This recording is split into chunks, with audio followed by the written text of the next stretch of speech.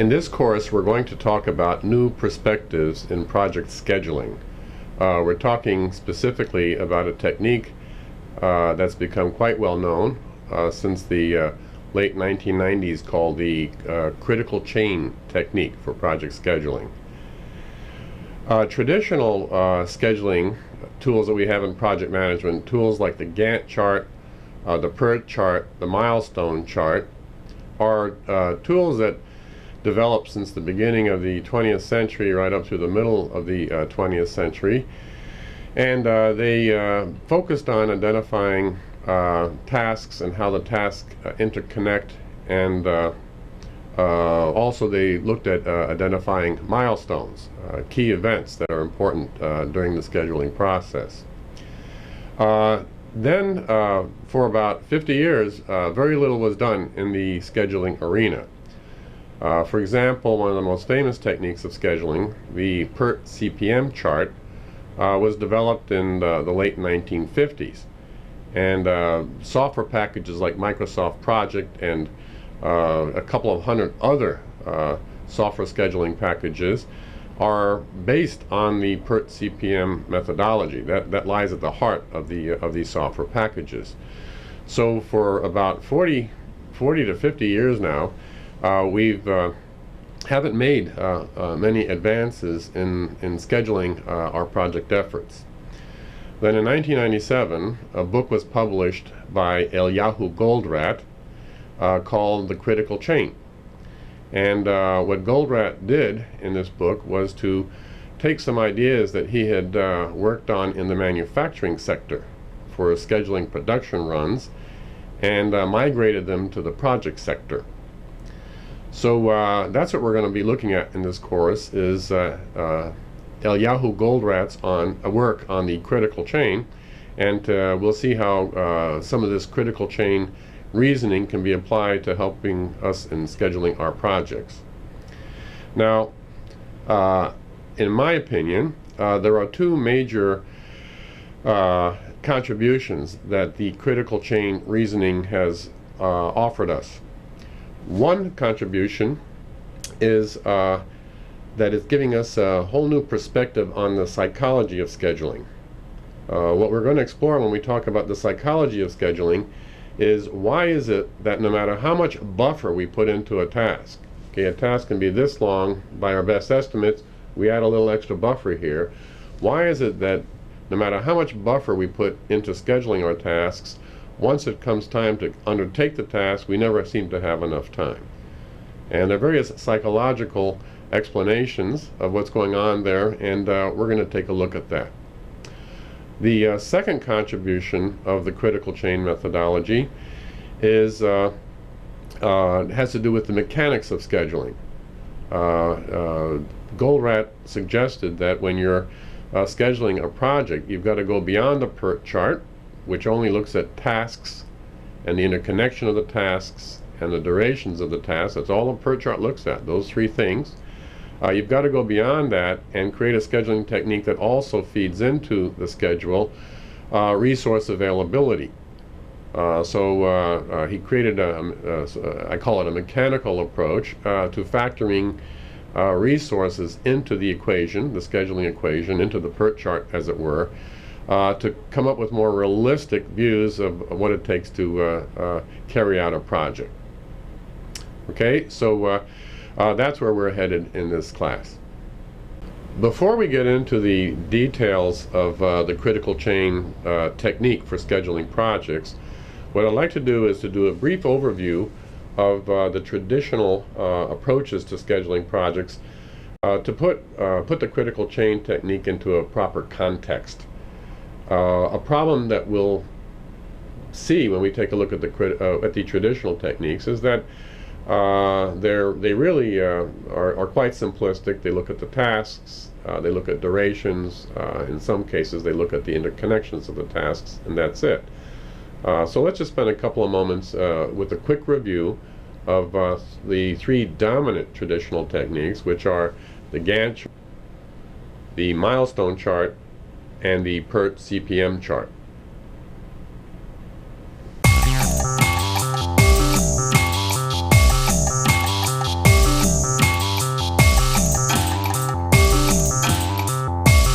We're going to start by looking at the most basic scheduling package, technique that we have. It's called the Gantt chart. So I'll write Gantt chart here. And I want to point out, as a professor, I've seen every combination of writing Gantt imaginable. I've seen it written this way. Students seem to know that there are two letters that are got to be duplicated. That's wrong. I've seen it this way. That's wrong. The most intriguing, I've even seen it this way. Okay, the Nat chart. Okay, that's wrong. Gantt chart, that's right. Gantt was an industrial engineer. He was a student of Frederick Taylor, the father of scientific management, and he developed the Gantt chart. He invented this technique to schedule manufacturing production runs during World War I. So this began as a production technique, not a project technique. Remember, project management didn't really come into being until World War II. So this was originally a manufacturing technique. And what we have here, okay, is time passing. That's a timeline across the bottom here. And what we do with the Gantt chart is to use these boxes to portray the start and end of different tasks. Okay, so we have these boxes showing the start and end of different tasks, and it's always useful on this chart to have a line for control purposes indicating where we are today. Okay, so these boxes right now are showing our plan, and one of the nice things about a Gantt chart, it's a good tracking tool. When work actually begins, you can plot the actual against the plan. So the solid dark blue box here indicates that we began late, we ended late, so we have a delay. This next task here, we begin really late. Okay, we carried it out basically in the amount of time that we hypothesized that we should be using, and then this one begins really late. We haven't finished it. So as of today, you can see we have schedule slippage. So Gantt charts are great tools used for easily portraying schedule performance, in particular tracking actual versus planned. Now another chart that emerged was the milestone chart. Okay, and the milestone chart has, let me do it this way, has more information, more detailed information than the Gantt chart. No, it was not developed by Marvin Milestone. Milestone charts are called milestone charts because what we do is we identify key milestones and where they, what they correspond to on the timeline. I'll just put some markers here indicating the passage of time. Those could be months, it could be weeks, it could be years, whatever metric that you're working with. Okay, and with milestone charts, what you're doing is you're identifying, very often with a box or a circle, various key milestones. There's milestone A, milestone B, and you're indicating when they should occur. For example, milestone B might be something like the preliminary design review for a software project, and it's going to occur somewhere between time unit 2 and 3. Okay, milestone A occurs back here at time unit 1. And so with this chart, these key milestones, these important events that are occurring in the life of the project are pictured in this kind of a fashion. Okay, so you can have lots of detailed milestones. These milestones can be trigger points for your staff. They take a look at a chart like this and they have a good sense of when they're supposed to begin things. Now you can actually put in the actuals versus the planned here as well, so that you can actually use a milestone chart, as it were, to track delays and so forth. So these show the actual, there's the plan. Okay, the most famous of the scheduling tools is the PERT CPM chart. Okay, this tool was developed in the late 1950s. PERT was invented by the Navy as part of the Polaris missile program. Critical path method, CPM, was invented by DuPont. And these are the generic name is network diagrams. They're a type of a flow chart. Okay, and today, in fact, instead of calling them PERT charts or CPM, we use the term precedence diagram. Okay, and precedence diagram refers to diagrams that use the boxes that we're going to look at in a moment. So what we have with the PERT CPM chart or a precedence diagram is a flow chart of sorts that shows when things are to be carried out. So we have the start of our effort here. Okay, we have task A, which is scheduled to take 5 days. Task B,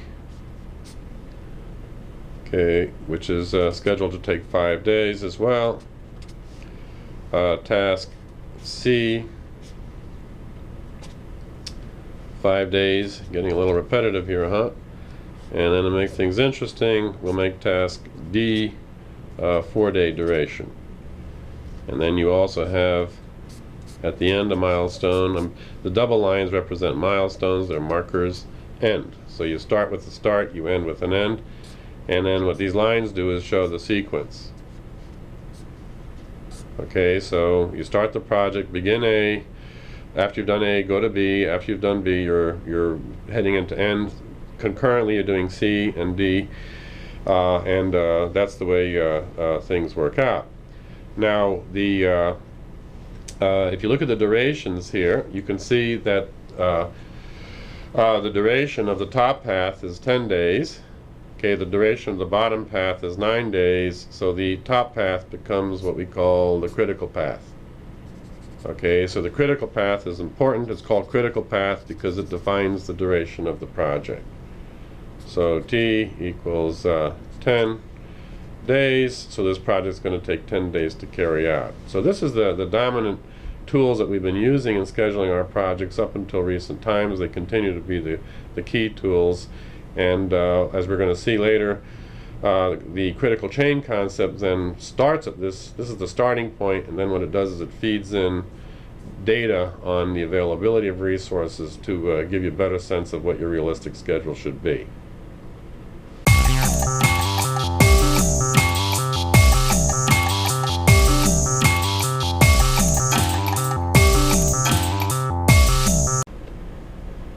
Okay, let's start off by taking a look at some of the psychological aspects of scheduling that Goldratt raises in his work on the critical chain. And there are really two issues in the psychology of scheduling that Goldratt addresses. One is the effects of Parkinson's law in making us feel a little too optimistic in how we schedule our efforts.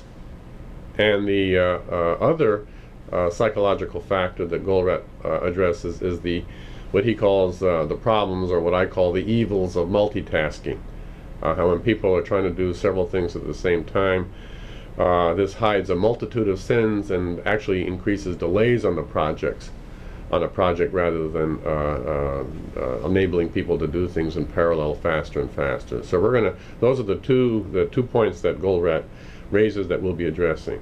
Okay, so let's start off first with this issue of Parkinson's law and how Parkinson's law has effects on our schedules.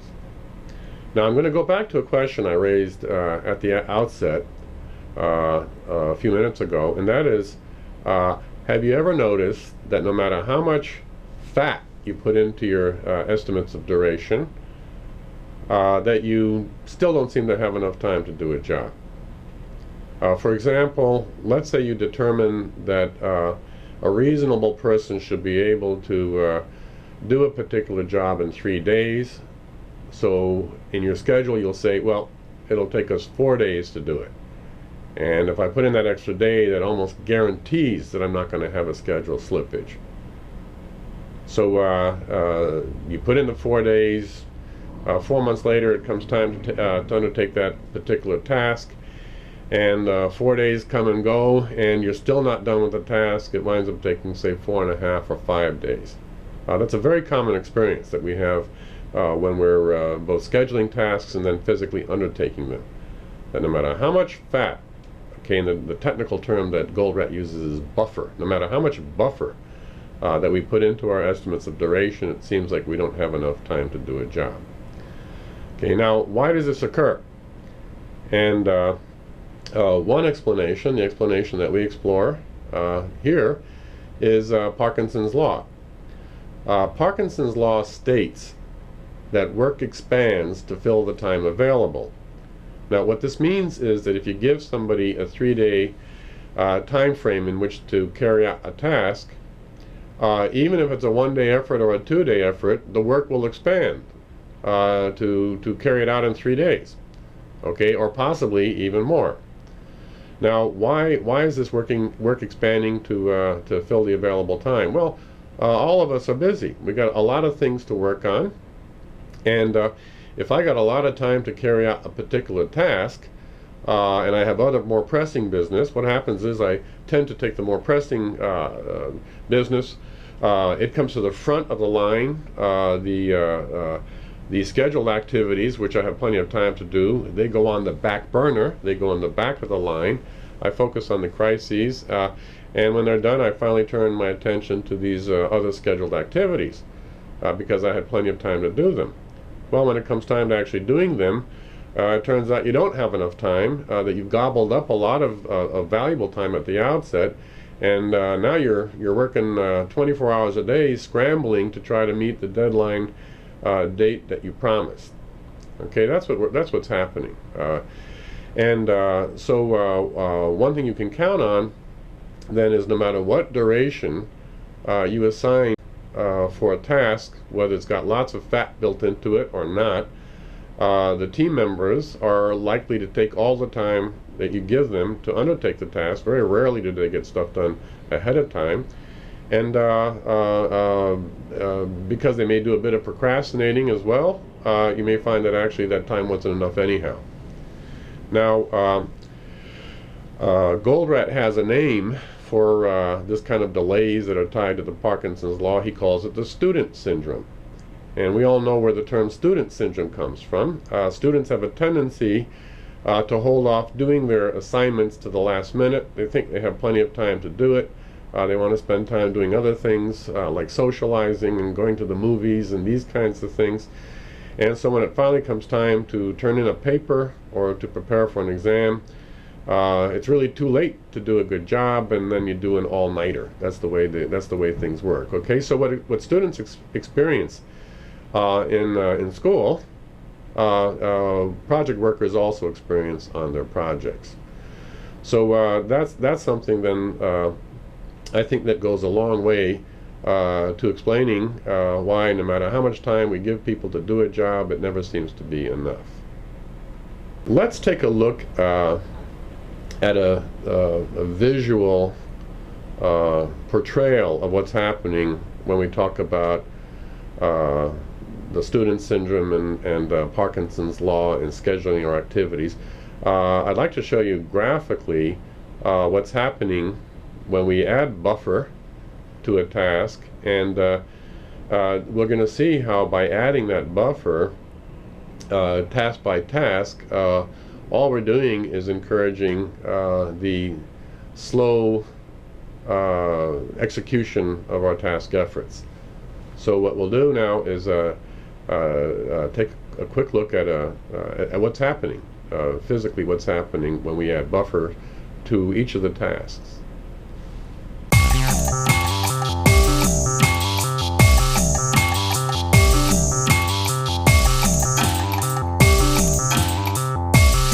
Okay, let's take a look at this idea of how people pad their estimates by using buffers, and why when you add buffers task by task, it really doesn't serve you well. And then I'll also show you Goldratt's solution. So what we're going to do here then is to take a look at how people currently use buffers in scheduling their projects, which is not done very well, and then we'll see how they should use buffers.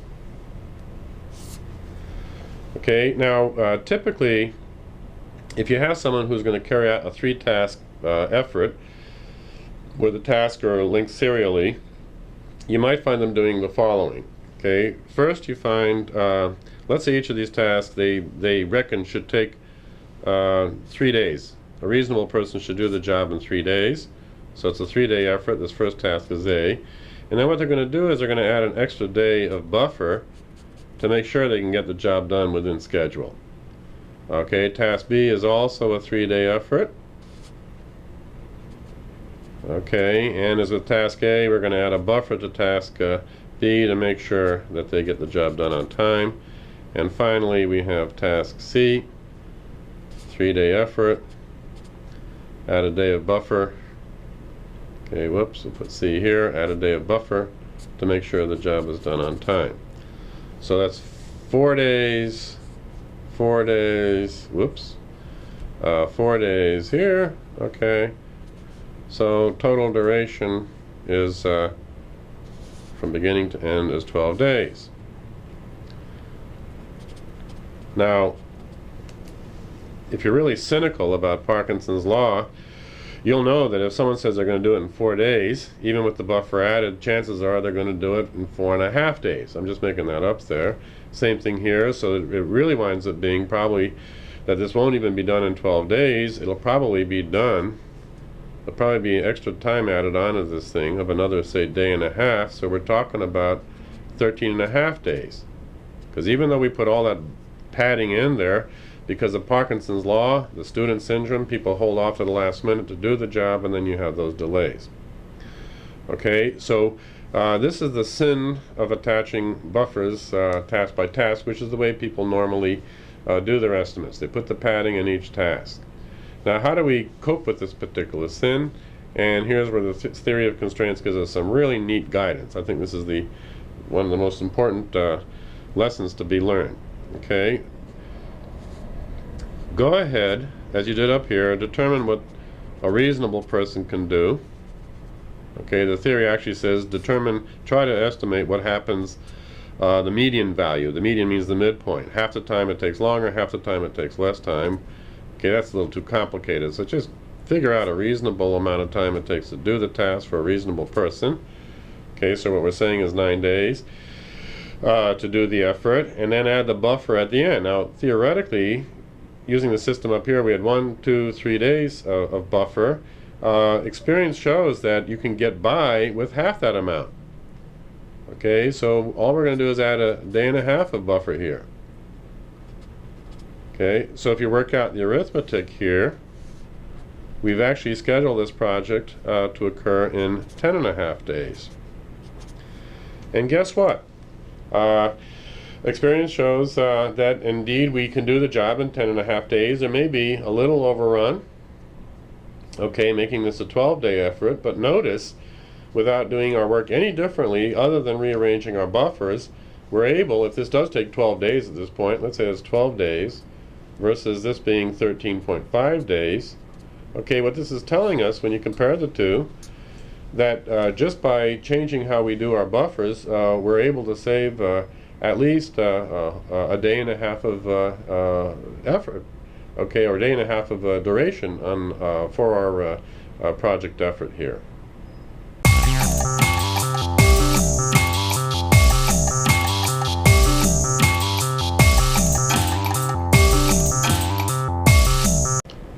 So we can see then that if you put buffers at the end of each task, and then you're carrying out a series of tasks, all you're doing is really contributing to an unnecessary lengthening of the task effort. The trick then is to put your buffer at the very end, and then try and do the tasks in the prescribed amount of time available to do them.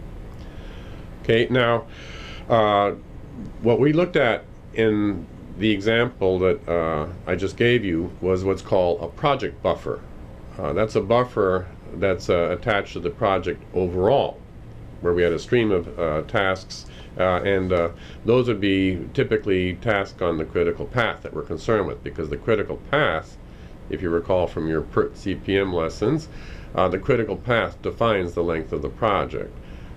So all we've done so far is to take a look at a buffer for the critical path, and the reason we focus on that is that that particular path is defining how long the project's going to take.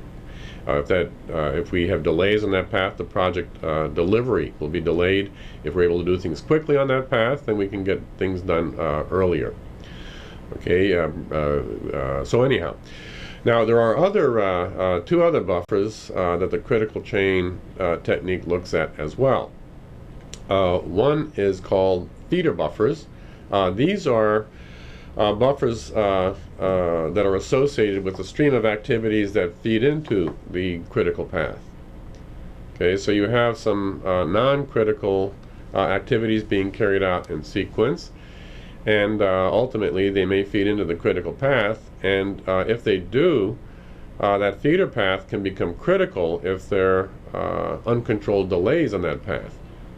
So in order to avoid a situation where the non-critical paths that feed into the critical path become the determinants of how long the project is going to take, and they become really the new critical path, what you want to do is you put in buffers at the end of those stream of activities just before they go into the critical path.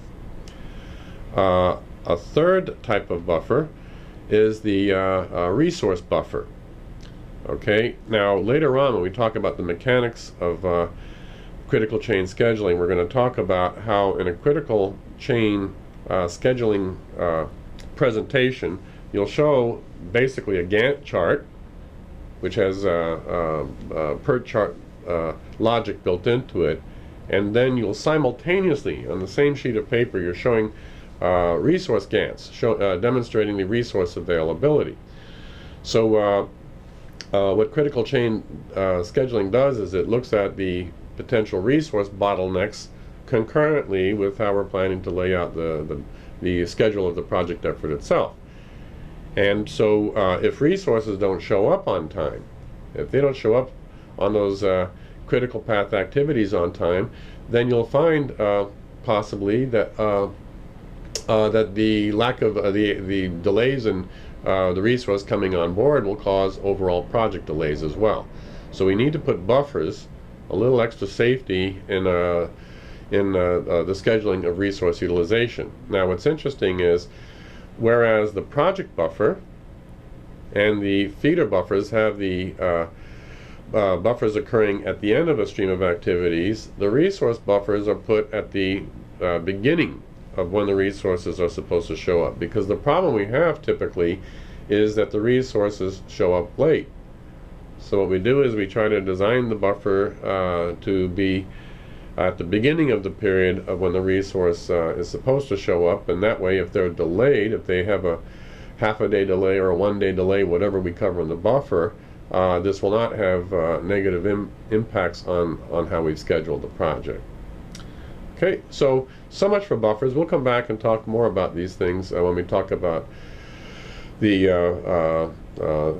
as it were, the mechanics of critical chain scheduling. I'd like to turn, though, to the second psychological issue that critical chain scheduling addresses, and that is the problems of multitasking. Goldratt really does see multitasking as something that's near evil. He has a lot of criticisms of people who say, hey, I can walk and chew gum at the same time, I can multitask, I can do a lot of things at the same time, go ahead, give me a chance, let me multitask. His criticisms of multitasking are the following. One problem with multitasking is that if you have someone walking and chewing gum at the same time and juggling a whole bunch of balls, you're basically giving this person an excuse for not performing effectively. Because somebody who's doing all these things because you're loading him or her with these types of tasks always can fall back on an excuse if you criticize them. Well, what do you expect? Of course I can't meet my schedules. Look what I'm dealing with here. You're overloading me with work. I mean, what do you expect? You're lucky I'm getting anything done. So One of the evils then of multitasking is that it hides accountability, and particularly the non-productive worker can really come up with whole streams of excuses on why they're not able to get anything done. And it's hard to argue against them if they are being asked to do 7 or 8 different things simultaneously. Another problem with multitasking is that it leads to excessive complexity in physically trying to get things done. For example, if you're trying to do things, 2 or 3 things concurrently rather than in some kind of natural sequence, issues of coordination become tantamount. And if you're not coordinating these 3 or 4 things properly, then things get out of line, and then you just don't achieve what you want to achieve. So that's another problem we have, is we have with multitasking excessive complexity and a very heavy focus on to manage the complexity and trying to coordinate things, and the likelihood that we're going to be able to do a good job coordinating these things with this excessive complexity gets pretty low.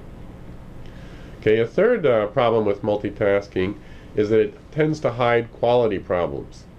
If quality problems arise and you're carrying out 4 or 5 things concurrently, what will happen is you won't know about the quality problems until the end of the process. It's not until the deliverables start coming out at the end of the process that you start seeing what the deliverables look like, and at that point you can start seeing, oh, we got some real problems here.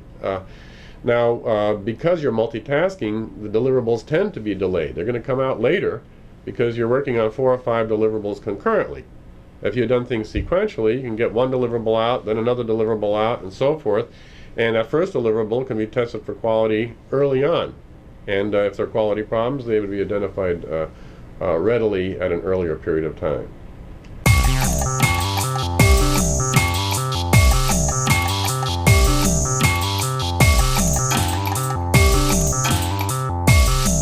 Okay, let's take a look at the mechanics of doing work in serial and doing the same work in a multitask format. Okay, let's say we have 2 tasks to carry out, and okay, we have task A, which is a 2-day effort, and task B, which is a 2-day effort. Okay, so this work is being done in serial. It's serial work. First you do A, then you do B. Okay, so the total amount of time to do these 2 tasks would be 4 days. Okay, that's the serial approach. A multitask approach to do these efforts would be a bit different. Okay, now we're talking about the 4-day time frame again, but what we're going to do is in the morning, in the AM, we're going to work on A, and that'll be 4-day work at a half a day of effort. Okay, so that's your 2 days worth of work stretched out over 4 days.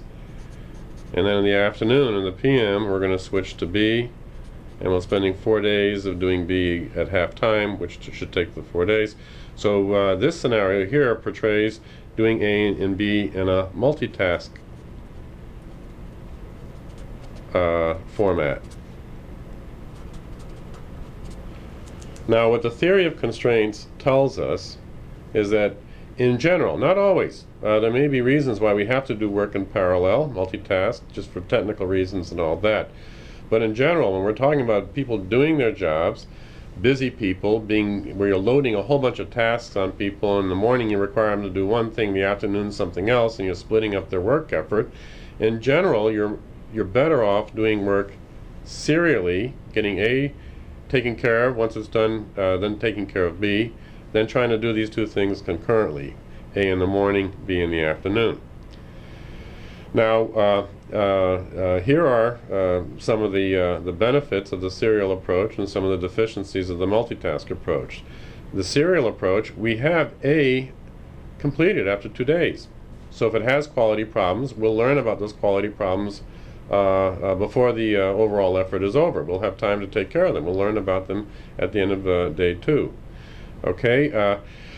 The other thing is things are less complex. I'm not trying to coordinate between A and B. Just focus on A, get A done, then focus on B. Okay, our work performance, because it's very clear what we're doing with A and B. We're not mixing them up and all that. The assessing our work performance, having some sense of status is clearer with this approach as well. With the multitask effort, you can see that there's going to be friction as we go from A, get up to speed, do A in the morning, then switch gears, reset our whole process, all this thing in the afternoon. In fact, it's almost sure that you're going to, because just the friction alone, that you're going to be adding some extra time to this thing.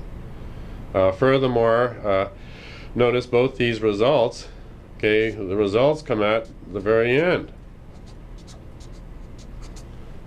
Okay, and as a consequence, if there are quality problems, these qualities won't be surfaced until things are already produced, and at this stage over here it's too late to fix those problems and get the project done on time. Again, this is simplistic. In the real world it's probably not, you're not going to encounter situations that are this obvious on the one hand. On the other hand, this little chart does give us a sense that there is some rationale to Goldrat's concerns and complaints about doing work in a multitask format when you could be doing it in a serial format.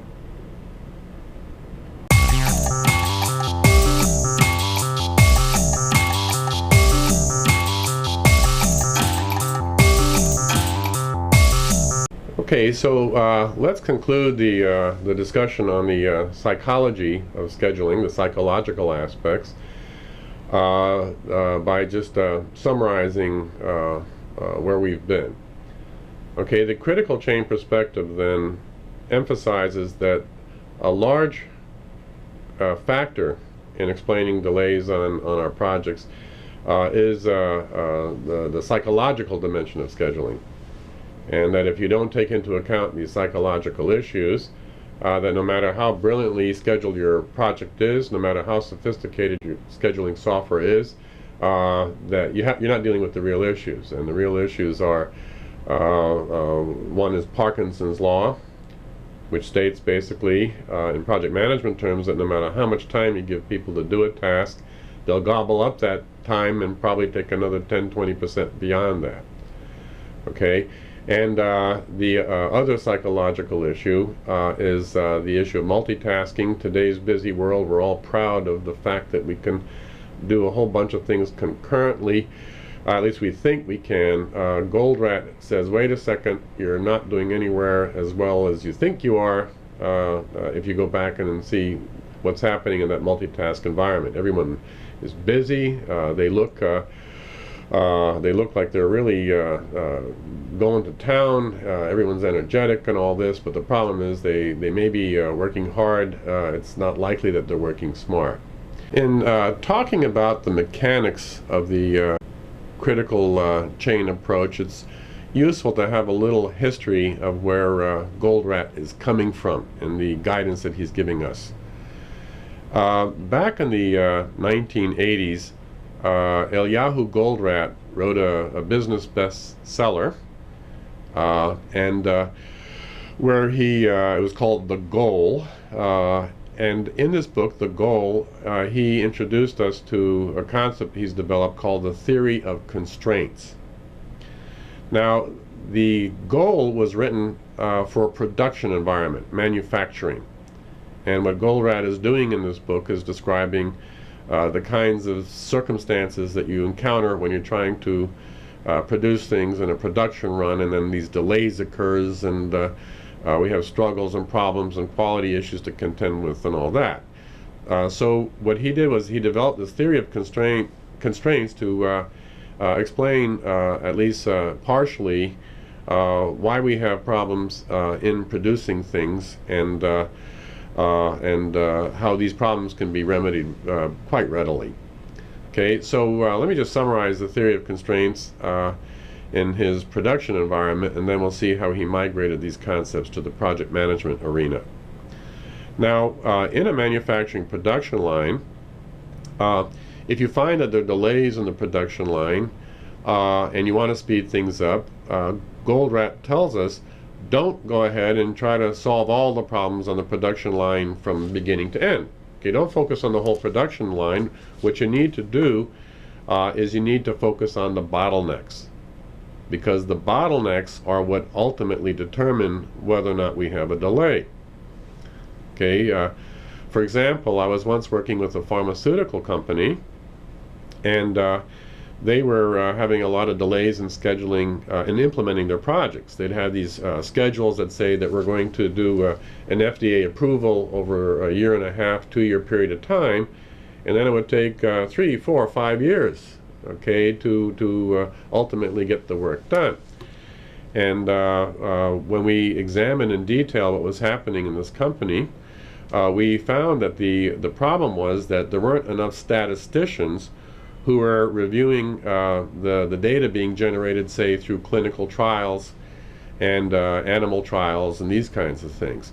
And so there just weren't enough statisticians. The organization was under-resourced, probably about 70% in regards to statisticians. So all this data would be generated by doctors working in clinics. The data would come back to headquarters, and then it would sit in the inbox of the statisticians, on the statistician's desk for 5 or 6 months as the statisticians were trying to deal with all this backlog of work. So by increasing the number of statisticians, we were able to dramatically improve the performance of going through these FDA approval processes. We didn't need to fix the whole system. We didn't need to go and train people to be more effective and these kinds of things. What we needed to do was to identify the bottleneck, in this case the insufficient numbers of statisticians, and then to handle that problem. Once you've handled that problem, you're going to still see that there are other things that can be fixed, so you turn to the next bottleneck, then the next bottleneck, and so forth. So when you're managing a process to speed things up, to improve performance, you work bottleneck by bottleneck, and in this mechanism you're improving things overall. This is virtually identical to the continuous improvement concept in quality management. Okay, the Japanese call it Kaizen, where step by step you make the improvements, and overall, over the long term, the improvements can be pretty dramatic. Okay, but you can't fix the whole system. So that's the basic premise of the theory of constraints. Philosophy is in trying to solve a problem, first focus, identify the bottlenecks, focus on them, fix the bottlenecks. Now, what Goldratt did then was to take this concept in the 1990s and move it over to the project environment. And in his view, having studied both production processes and manufacturing, and then turning his attention to project processes, he found that in projects the key bottlenecks was the absence of resources, or the untimely arrival of resources. But resources, people and material, were the major bottlenecks. And he says when you're trying to schedule your projects, and if you're trying to speed things up and you're encountering delays, look to the resources. Chances are that's where the problems arise. So what Goldratt did was to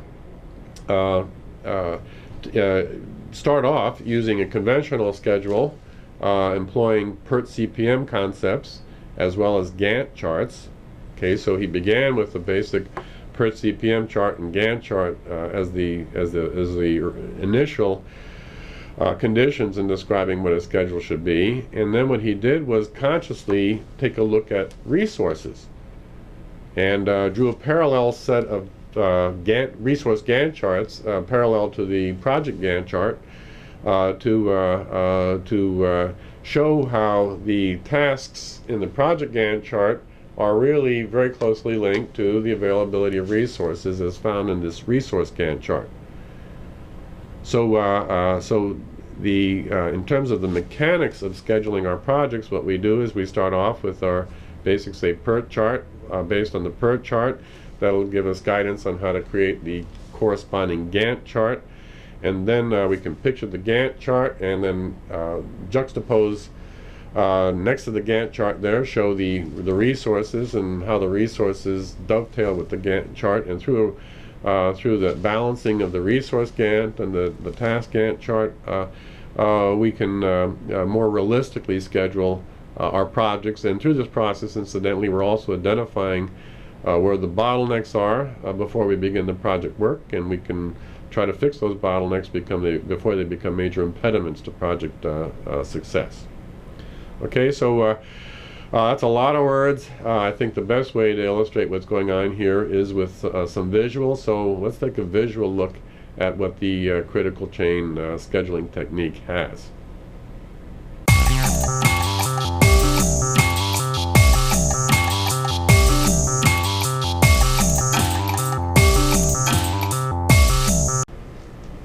Let's take a look, now that we're talking about the mechanics of critical chain scheduling, let's take a look and see how critical chain scheduling then goes beyond a PERT chart. Okay, how it really moves us further along in coming up with realistic schedules. Here's the PERT CPM chart, the precedence diagram that we created earlier when we looked at the traditional techniques. And you can see that all that you're required to have in creating a PERT CPM chart is information on the tasks. We've got 4 tasks here, the durations, 5 days, 4 days, and then the connections between them, the order in which they're sequenced. We call that the precedence relationships. This tells us that D follows C. This tells us that B follows A. Just those 3 pieces of information provide us all the data we need to create a precedence diagram. Now, notice that the people issues, the resource issues, then they're factored in here inherently, but they're not consciously brought in. So what the critical chain technique does is the following. I'll move this up a little bit here. Okay, it says, sure, this is all great to schedule the project this way, but we just got some new information, and we found out that George, okay, who's scheduled to carry out task D, cannot arrive earlier than the morning of day 9.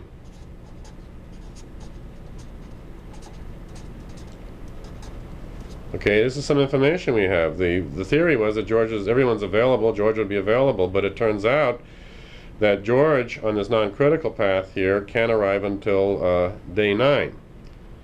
So that means then that's going to impose a delay on our schedule. Now, the critical path up here, here's your critical path, tells us that this is a scheduled 10-day effort.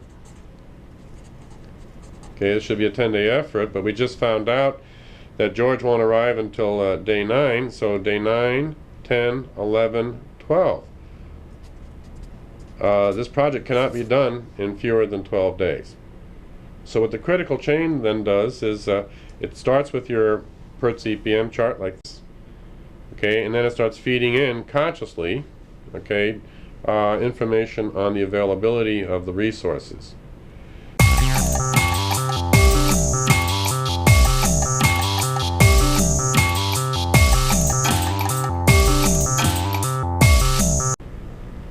What I'd like to do now is to bring together some of these ideas we've developed in the critical chain area and see how we can employ these ideas to build a schedule that's more realistic than the traditional approach. So the project we're going to look at here is a very simple project to build a house. We've simplified it tremendously. And in this project, what we have is 1, 2, 3, 4, 5, 6 tasks. And we have here a PERT CPM chart, a precedence diagram that shows how the tasks are laid out. And by our reckoning, the first task, excavate site, should take 4 days to carry out. And what we've done here in the traditional way is we've added a bit of buffer to our estimate. Let's say we think a reasonable person should do it in 3 days, we say 4 days. A poor foundation, after we've added our buffer, we think that particular effort should take 3 days. Foundation cures, that's where the concrete becomes hardened. With buffer, we say it should take 14 days. Frame the house, with buffer, we say that should be 25 days. Install wiring with buffer, we say that should be 4 days. Install the plumbing with buffer, we say that should be 5 days. And if you take a look at this layout with the dependency relationships portrayed here, you'll see the critical path is that path with the double line. If you add up the durations on the critical path, it tells you the duration of this project is 51 days. Now, actually, knowing what we know about the philosophy of critical chain, chances are this project will probably be 55 days, maybe 60 days, because even though we've added buffer to take into account extra time needed to do a job, because of Parkinson's law, each of these tasks will probably experience some measure of delay. So even this 51-day estimate is probably excessively optimistic. Now, if we want to apply critical chain reasoning to scheduling the project, what we need to do, first of all, is to go back and come up with reasonable durations and get rid of this padding. So that's what we're going to do on this next chart. So here's our per CPM chart again, but this time the difference, what we've done here is we've made more realistic durations. Goldratt says that the best duration is what you think will happen typically as measured by the median. The median is the midpoint. Half the durations will be more than, say, 3 days. Half the time the duration will be less than 3 days. So we'll just say 3 days. Okay, so 3 days to do the job is our estimate of what a reasonable person should be able to do. 2 days to pour the foundation. The old estimate previously had been 3 days. We say now 2 days. Foundation cures. Previously we said that's a 14-day effort. We added 3 days of buffer. Let's get rid of the buffer. Now we say 11 days. Previously we said frame house would be 25 days. We removed the 5 days of buffer. Now we say a reasonable team should do it in 20 days. Install wiring. Previously we said 4 days to do the job. Now we're saying 3 days. Install plumbing. Previously we said 5 days to do the job. Now we say 4 days. So by getting rid of the buffer task by task, we say that the job should be doable in 40 days. Remember previously, using the traditional approach, we said 51 days. Here we say 40 days, and even then, that 51 days is not likely to be the actual duration because of Parkinson's law. Most likely it'll be 55, 60 days to do the job. Okay, so through this particular process of putting in the more reasonable durations, we're now really ready to go into our first true critical chain scheduling diagram. Okay, and that's what we have here. Now, what this diagram does is it takes the data that we had from the PERT CPM chart. For example, here we have the task excavate, and it shows excavate for the amount of time it takes to carry out. So we said excavate should be 3 days, so against the timeline down here, you're saying 3 days for excavation, then you pour a foundation, then allow the foundation to cure, frame the house, engage in plumbing. Concurrently, you'll be engaging in wiring effort. So up here we have then our schedule, which is just translating it from the PERT chart into a new format. Where critical chain really comes in, and what makes things different from this chart, from previous charts we've used for scheduling purposes, is what happens down here. Okay, down here we have a resource Gantt chart, okay, where we've identified resources who are going to do the work that's to be carried out above. For example, over here, okay, here's the list of the resources, but it says a machine operator. We've scheduled a machine operator to do the excavation effort. Over here we have masons. Their job is to pour the foundation. Notice in this area here, there are no resources being listed because foundation curing doesn't require resources. It means leave it alone, let it dry, and then we estimate the dry time, the curing time should be 11 days. Okay, and then we have here the carpenters, and what are they doing? They're framing the house. And we have plumbers. What are they doing? Okay, surprise, they're plumbing. And the electricians are doing the wiring. So our resource Gantt chart here is set up to correspond to the schedule which is presented in this new format. Okay, we're not done yet. So now what we want to do is, on this chart here, let's identify those tasks and the corresponding resources that are critical.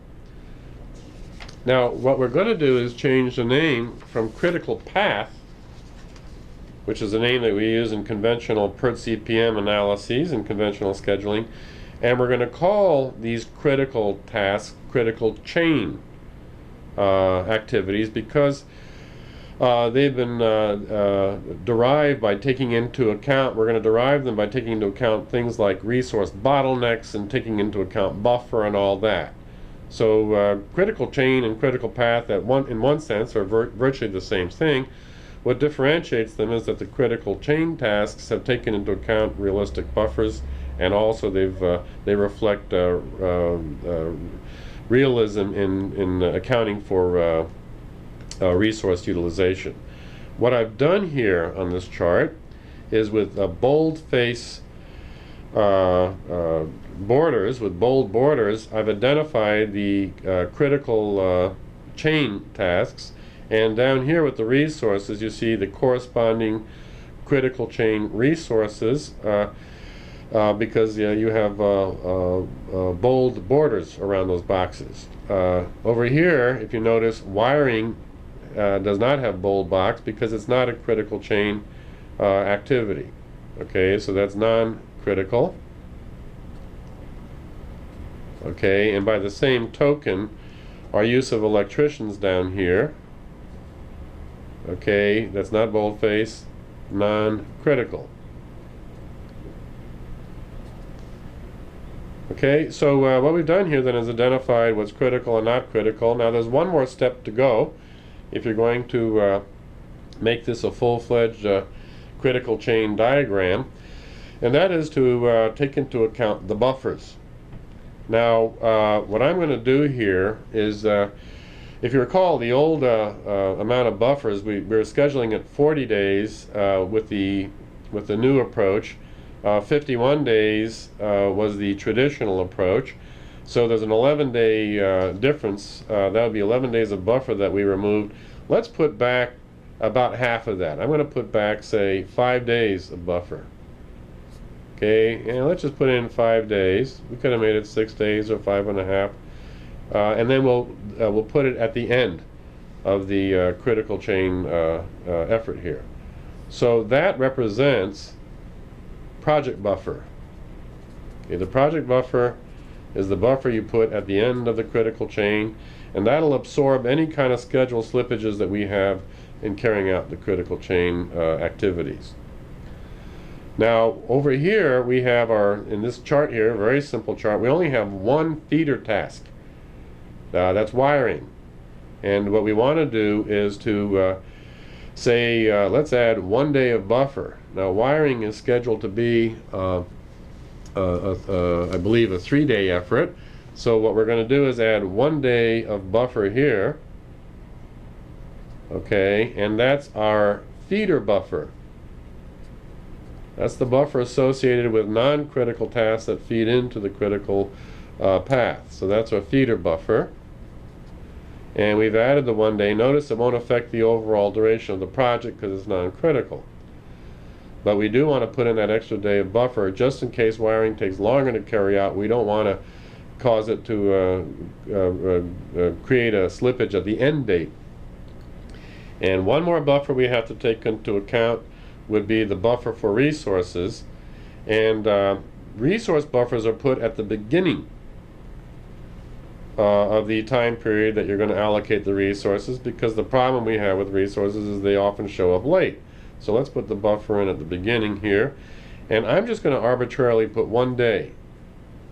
1 day of resource buffer for our 4 critical chain resources. So if you look at that, okay, each of these I just arbitrarily, we might have added a half a day or a day and a half or whatever, but those are our resource buffers. Notice the resource buffers add up to 4 days, and what will happen is, of course, that these will actually feed into, they'll affect our project schedule, because we're basically saying now we're going to need 5 days of resources at this point and so forth. So what those resource buffers are going to do is that 4 days of resource buffers are going to extend the overall duration of our project by 4 days. So we said when we took a look at realistic estimates of duration, or reasonable estimates, we said it should be a 40-day effort. Then we extended that to 45 days when we added 5 days of project buffer. And then we need to take into account that our resources have added buffer to them as well. So there's another 4 days. So what we're saying here is the project is going to take 49 days to carry out. Our traditional estimate said 51 days, and then as I speculated, it's not likely that we'll be able to do it in 51 days, maybe 55, maybe 60 days. So here we do have a realistic schedule.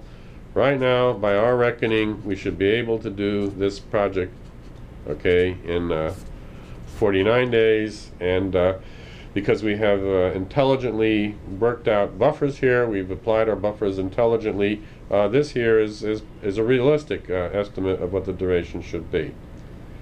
And that's how the mechanics of the critical chain technique work.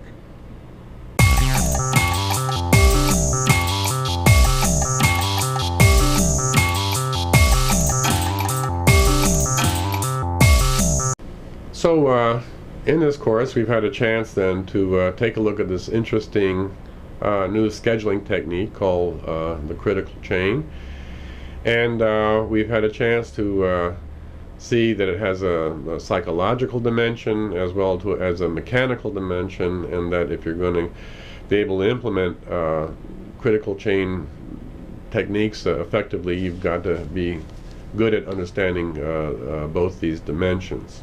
Give it a try. There are software packages out there that help with some of the mechanics of the critical chain technique.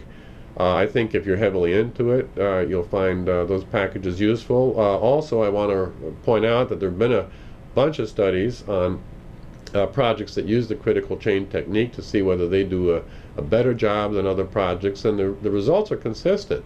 That the projects that operate under the discipline of critical chain consistently come in faster than projects that are carried out in the traditional ways.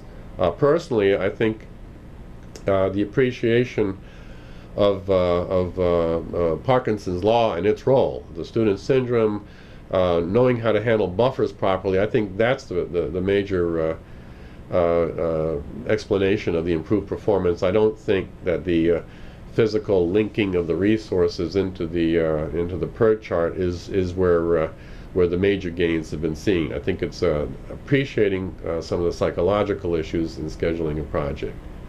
Anyhow, give it a shot, and good luck in implementing it.